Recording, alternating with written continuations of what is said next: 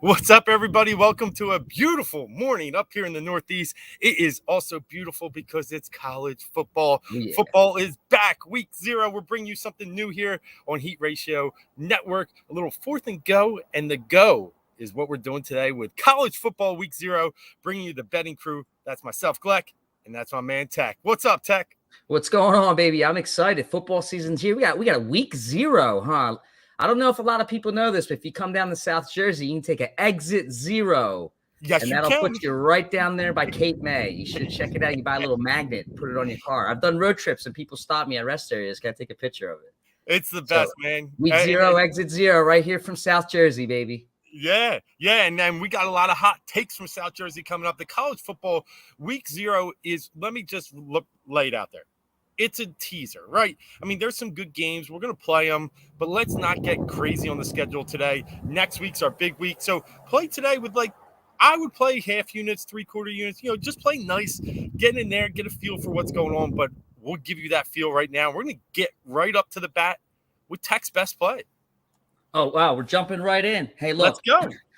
I'm looking at this North Texas versus Utep game, and you see the spread. It's been going between -2, -1.5, and I'm taking Utep plus 1.5 at -110. I got it at BetMGM earlier this morning. Let's try to break this down. First and foremost, when you get into the opening weeks, you really need to understand the returning starters that the team's bringing and at what position, and then you can correlate what type of team they were last year, and then look at what positions are coming back, and you can maybe project, well, will they play that type of, will they have those type of outcomes there? Now, this game last year, North Texas won only 20-17 by 3, and it's interesting to note one thing, okay? North Texas on defense. Now, I mentioned returning starters. North Texas is bringing back 13. UTEP is bringing back 15. North Texas has 8 on offense, only 5 on defense. UTEP's bringing back a balanced side. They're both bringing the QB back, but here's the deal. UTEP's bringing 7 on offense, 8 on defense. Of the 8 on defense for UTEP, 7 linemen are returning. I think that's going to be important for this game and something folks may be overlooking. So let me try to break this down carefully. So what you have is a North Texas team, okay, on defense. They actually recovered 12 of 23 fumbles, okay? Only 6 teams actually forced more fumbles than them in all of college football last year. Why does this matter to me? They basically are kind of like a 500 team, right? Just if you look at it, they have a run and gun offense, but then you have this type of defense you really can't rely on. In the COVID year, they got 43 points a game, and then they made some improvements last year. But they don't have the guys coming back from last year. They're only bringing back 5 guys on defense.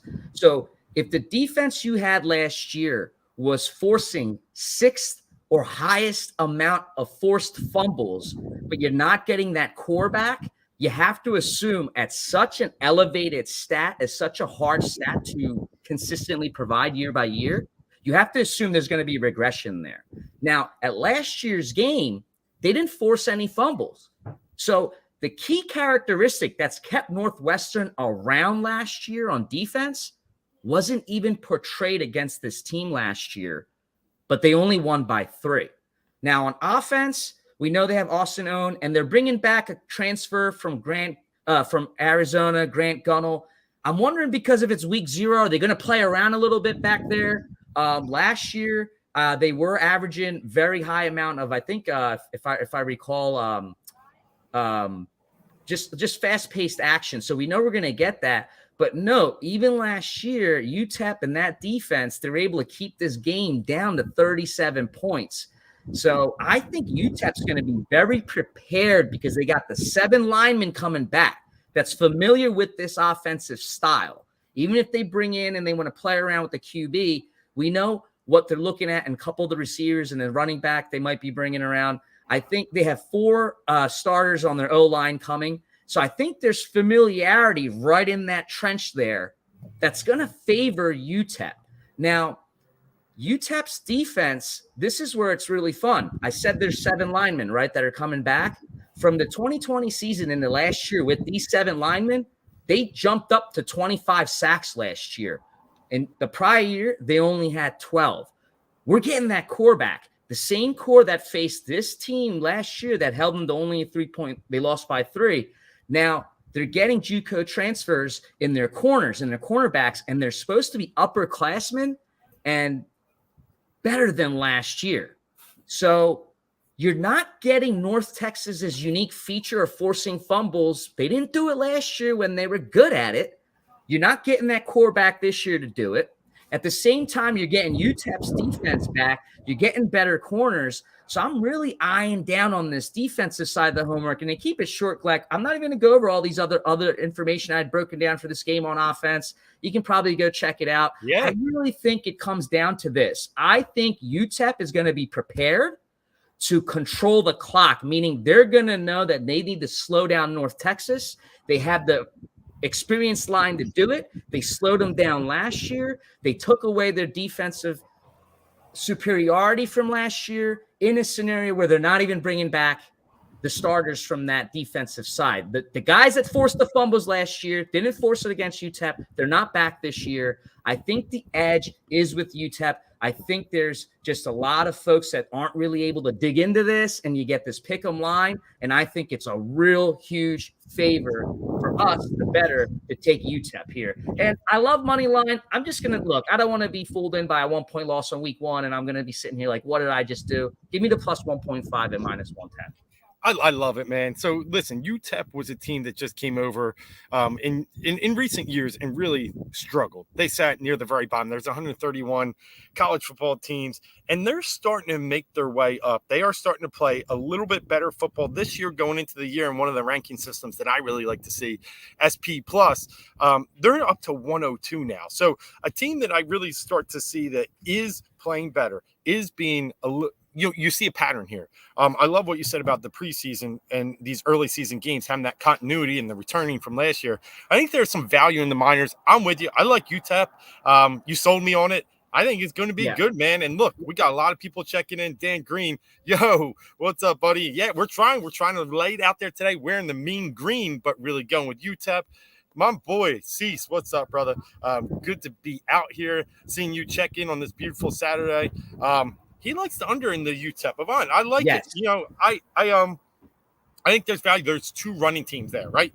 So this is going to be a slower paced game if they can keep those running plays probably within normal. If we don't see anything running wild, the under, I think it does have more. Yeah, I'll be honest. I was going to wait till you're done. I think the under, if I remember, they got it up at 54 or something. Yeah. Too high. I think week 1 unders are all sitting in the 50s. To me, they don't know what they're doing. But here's the thing. Miners last year threw for 3,200 yards, 13 interceptions against 18 touchdowns. But when the Miners don't turn the ball over, they dominated time of possession. If you go look at North Texas last year, it's kind of funny. It's like that game only came to 37 points last year with these 2, and North Texas only scored 20. So you know the Miners were already coming in prepared to control that clock against them. They're coming prepared today with that. So when they're 19th ranked nationally last year, 31 to 32 per game when it comes to time of possession. They're slow. They hold it down, 6 yards per play. A lot of rushing attempts come out of Ronald Awatt and Deion Hankins. I really think the way we broke this game down, I'm starting to argue is a stronger bet actually the under. Yeah. I've been so high on UTEP that I might have to go make both bets. But you're absolutely right. I think the under in this game is where it's at, and I think it's because people just don't really know these stats and haven't broken it down the way we did. We're getting a lot, I think, of points on the of Ivan or Ivan just mentioned 55.5 at DK. I'm loving it. Under. I'm loving it. Yeah, and the other value I see, I mean, UTEP's defense is ranked per some rankings somewhere in the 70 to 75th range. I mean, that's a decent defense when you're talking about a team that's, you know, outside the Power 5. So I think there's value in there where they can hold North Texas, hold the ground at least, so and keep this well under the total. Hey, I'm going to jump over to my game right now.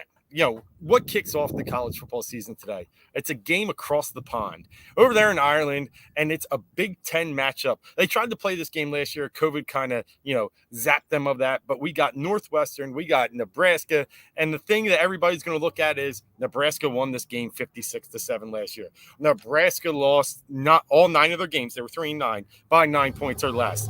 Nebraska is on the up and up. Scott Frost fired everybody, brought in a pro-style offensive coordinator from Pitt in Mark Whipple. A lot of things that it's just saying Nebraska. But when I look at this game in the trenches, and that's where you like to look too, Tek, I see a better team on both sides of the lines in Northwestern.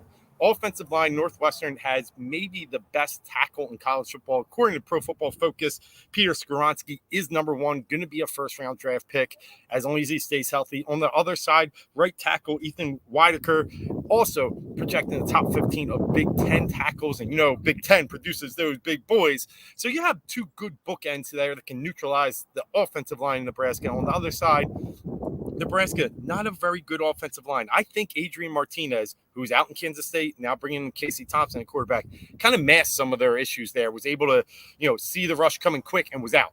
Now, they didn't like him because of that, because then he forced turnovers. I get it. And they did need some new blood there. But I think it could be exposed a little bit today. Northwestern has the top edge rusher. Not even going to try and pronounce his name. We'll just say it's Double A. But in the end, I think the smoke, the gas is all into Nebraska. I think the better team on the lines is Northwestern. I think they can keep this within the number.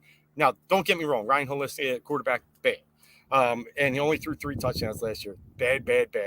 But I think they can keep this within the value. I agree. And I'll take plus 13. Yeah. And I'm assuming you got plus 13 early in the week, because I know you're an early. I did. It dropped a little. Yeah. Well, so we were talking about this in my free Discord room, maybe about Tuesday night, because I recall both of these teams very well last year. And the problem was Northwestern was just very, very, very, very, very bad last year. Nebraska's quarterback was extremely unreliable. So if you just go look at this game, you're going to be like, I'm betting Nebraska minus 10. Yeah, they're going to blow them out. I think you basically summed it up. These are 2 different teams. I had a little glitch here, but I was trying to load up the screenshot on the returning starters. And like you said, and on that note, Nebraska isn't really bringing back anybody or anything that's making me worry or think about it. And I just think that that's why that line opened up at around minus 14.5, 15 or so, if you remember. And it's come down to 10.5 or 11. And there's a reason for that. I think it's because people are realizing that, okay, Nebraska may, if you just take away this game last year against Northwestern, you have a really shady Nebraska team, and you're not really looking to see if you don't really see that they've made some drastic improvements.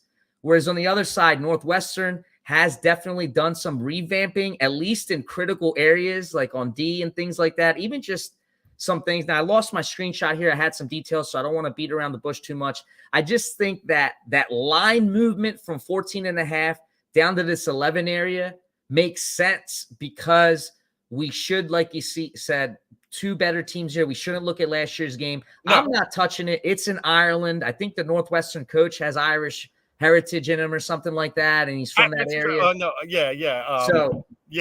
So I'm just staying away from it. But I do understand the line movement. I think that's where I'm at. And I just really want to watch this game to really see where these 2 teams might be coming into next week, because they really are some weird teams if you go back and look last year. So I'm with you. If I wanted to do something, I'm doing Northwestern at the earlier line that we talked about in my room. We didn't bet it, but we talked about it, and we talked about staying away.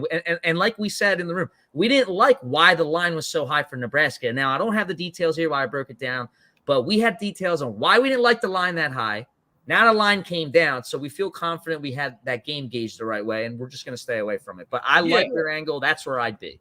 Yeah, and I did grab it. It did actually get up to 14. I would have loved to get it there, but I thought 13 was where we were going to stop before it plummeted down, and now you're seeing the plummet. So I'm with you. So you got any – hey, those are our 1-2 picks on a week 0. You got any other ones that you want to throw out there real quick? For college football, no, nothing really. But I'll tell you what, there's some NASCAR Daytona tonight. There's insane value in FanDuel for the winning racer to have started between position 21 and 30 at plus 500 or 31 and above at plus 1,700. Usually odds like that sound crazy. Go ask some of your NASCAR fans and experts. This is what's called a super speedway race. You're going to get wrecks. There's going to be a lot happening. Whoever is there at the very end is the one that's going to make it. So it's really a gamble tonight, which gives the racer from starting position at 21 all the way till the end a very good chance to win, especially at odds of plus 500 and plus 1,700. So go nibble on that. Only FanDuel has it, but that's just my tip for today. All right, and I'll close with this. Great point of Hawaii. Keep an eye on that one. I talked about it earlier over on the Sharp app, betting for breakfast. There's some value in Hawaii. I agree. Timmy Chang coming back, the energy that's going to be in that stadium. But one I'll walk you out with. Also look at New Mexico State. I'd like them much more when the total was up in the double digits or the point spread. You're getting 8.5, 9 today. Kind of iffy, but I like it at 10, 10, 11 if you can get it there. Nevada just lost so much. Carson Strong gone, Romeo Dubs gone, and then to pair that, head coach Jay Norvell left too. So I think and all 5 starters on the O-line are new. You put all those pieces together, I don't care if you're playing Rutgers or the worst team in the league. It's going to be tough, and you're going to get out to a slow start. I think New Mexico State is bad, one of the worst teams in the league, but they got a little new blood with Jerry Kill coming over. I thought the guy retired from the game, but he's back after his stint in Minnesota and having some time off for health issues. He knows how to coach. He knows the players he's looking for. It's going to take time, but they averaged 40 points a game on defense last year, allowing. I think that's going to change with his mentality, his attitude, and I think they got a chance to stay within the number. So that's another one I'll throw out there. Your NASCAR pick, little New Mexico State. I do want to mention this because we can't leave our viewers left without all information. But talking about returning starters, because you mentioned Nevada. Nevada's only bringing back 6. Yes. So the lowest of the league, but so is Hawaii. But I know you've done your homework on the game. I basically didn't even look at the game because when I saw the list of returning starters being down at 6, I just said I don't want to look at it.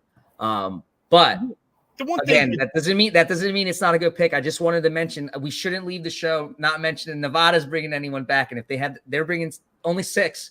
Same thing with Hawaii. Yeah. They're only bringing back 6. I think it's a good point. With Vandy, they were 6 points away from being 0-12 last year. They did finish 2-10. They did lose to Eastern Tennessee State 23-3 in week 0 last year. It's a team, SEC team coming to Hawaii. I just think there's some energy. We'll see. We'll see. I don't feel strongly either way, but if I had to, I like the Warriors a little bit. I just think they're going to outpace them. They're going to try and play that run and gun offense, and it's going to be exhausting. Now, if they're getting no first downs, it'll be pretty easy, but we'll see. Yep. And I'll tell you what, on the opposite end, who's bringing back the most starters? Down to 9. Let me just answer that. Down to 9, I don't hate you for that. Like I said, I liked it a lot more when it was up in that 11. It opened at 13 or 14. So I don't hate it. Yep. I was just going to mention there's a matchup coming up. I think BYU's playing South Florida. Yes. Oh, is it BYU today? I know South Florida's playing.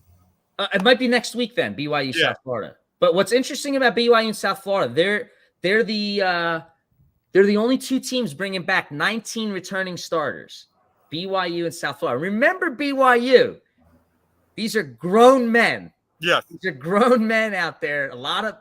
And I just want to be careful, Mormon culture and stuff. So depending on who's on the team, go look up the roster. You might have some real big dudes in there that have families. They're not just regular college kids. Yeah, that's next week. It is. And to me, I just think life's different for these guys. They're really out there, when BYU's bringing returning starters back and they're big men, you got to watch out for that team.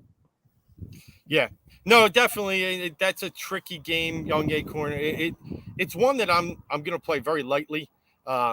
And it's one that I'm really going to try and gauge a little bit of the attitude. I mean, I wish Evan Cordero was still there. He transferred out to San Jose State. So they are using a freshman from last year who did get some time, and having those kind of guys on offense, I really say that's 4 or 5 starters. But I don't, it is, Vandy's just so bad, but they will have the size advantage. That's going to be the hard part. Right. Yeah, right. I'm with Young Acorn. It's just a pet peeve I have for week 1 and 2. I'm staying away. I'm looking to attack. If anything, I'll look to attack teams that aren't bringing returning starters back. But it'll be a fun game to watch. I love having everybody check in today. We are going to make this a regular on Saturdays, Yes. just so you know. Tune in about 11:15. We're going to shoot for. We'll tweet it out. Let's get some money today. We're wearing the green. We're going over to Ireland, and we're getting those Wildcats. We're getting those Miners. And then we got a few others for you out there. All great comments today. Can't wait to talk more college football as this season goes on. One of the best betting sports in all of our paradigms that we do out here. College football is just right up there at the top. So let's have some fun. Let's make some money. This is Gloeck. That's Tek. Till next week, brother. Good luck. Stay green. Stay green. I love it. Let's go.